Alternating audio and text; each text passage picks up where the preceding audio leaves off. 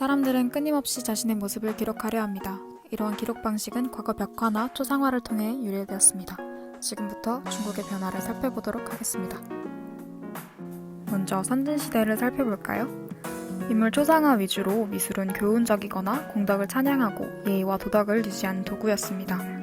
춘추 전국시대의 백화는 신화전설, 역사 고사 등을 제재로 하여 내용이 다양한데 인물 용봉백화는 현재까지 중국에서 발견된 가장 오래된 비단에 그려진 인물화로 중국 미술 사상에서 중요한 가치를 지닙니다. 다음 진안시대에는 채색 인물화가 많이 제작되었습니다. 진안시대의 인물화는 도적화로 성현이나 효자를 주로 그려 후대인들이 본받게 하였습니다. 한때 채색 백화는 풍부한 상상력을 바탕으로 다양한 신화적 내용이 표현되었는데 마왕태의 백화를 보면 3등분으로 나뉘어 천상의 모습, 묘지 주인의 생전 모습, 저승세계의 용, 거북이, 물고기 등이 그려져 있습니다. 그럼 당나라로 넘어가 볼까요? 당나라는 중국 회화의 성숙기, 인물화의 큰 발전이라고 볼 수 있습니다. 대표적으로 당태종의 총애를 받던 궁정화가 여미본을 알아보겠습니다. 대표작 역대제왕도에서는 삼국시대에서 위진시대까지 13명의 제왕과 시종의 모습을 차례로 형상화한 것을 볼 수 있습니다. 재밌는 점은 원근법을 무시하고 심리적으로 신분의 높고 낮음에 따라 인물들을 크고 작게 그린 것을 볼 수 있습니다. 중국 황제의 초상화에 대해서 자세히 알아볼까요? 원대 초상화의 큰 특징은 사실적 묘사입니다. 징기스칸과 오고타이 칸의 초상화를 보면 두 그림 모두 사실적 묘사를 통해 인물의 카리스마를 표현합니다. 명시대 주원장의 초상화는 크게 두 종류가 전해지는데 한 그림은 단정하지만 다른 하나는 단정함과 거리가 멉니다. 주원장은 못생긴 얼굴에 콤플렉스가 심하여 사실적 묘사에 만족하지 않았습니다. 후에 한 화가가 이를 알고 황제의 단점은 그리지 않고 안색을 온화하게 그리자 주원장이 만족해 여러 장 더 그리게 하여 주원장의 상반된 초상화가 전해지고 있답니다. 이외에도 주원장의 초상화는 치켜 올라간 눈썹과 팔자 콧수염, 용의 상을 하고 있다는 점을 발견할 수 있습니다. 청나라 황제 옹정제와 권륭제의 초상화에서는 황제를 다른 인물로 꾸며 나타내는 분장 초상화의 특징을 보입니다. 옹정제 반신상은 옹정제가 서양식 가발을 쓰고 있습니다. 마지막으로 권륭제는 종교적 존재로 분장하고 있습니다.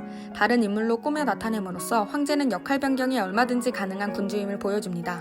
권륭제는 불교의 영향을 받았는데 권륭제 보령사 불정도에서 권륭제가 문수보살의 모습을 하고 있습니다. 이렇게 다양하게 형상화하는 발상과 실현은 다른 유형의 군주 초상을 형상화함으로써 중국 황제상의 세계를 풍요롭게 만들어냅니다. 청나라 시기 아편전쟁과 함께 기록문화예술에도 변화가 일어났습니다. 바로 사진기술의 등장인데요. 여러 항구를 개항해 다양한 사람들의 중국 방문이 이어지며 사진이 유입되었습니다.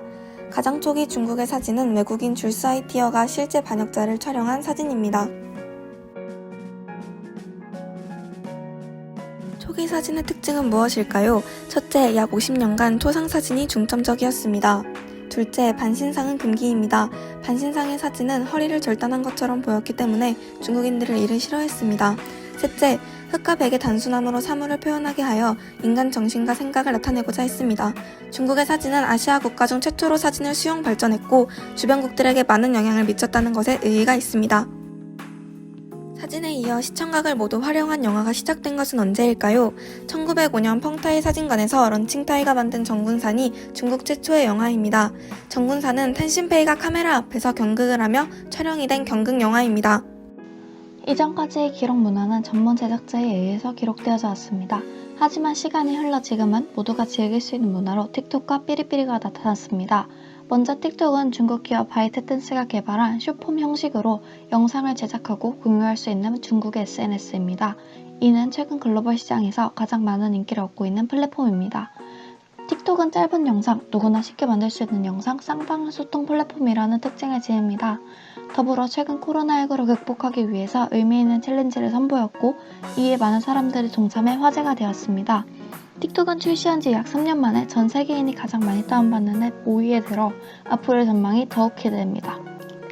삐리삐리는 중국판 유튜브로 Z세대가 가장 많이 사용하는 앱 1위를 차지했습니다.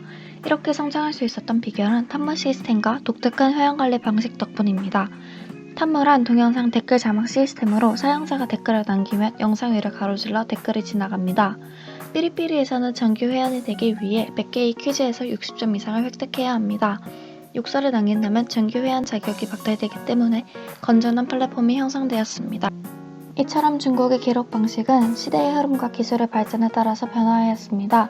이 과정 속에서 우리는 자신의 개성을 담은 기록 문화의 선구자로 성장하며 중국 역시 특별한 기록 문화를 만들어갈 것을 기대해 봅니다.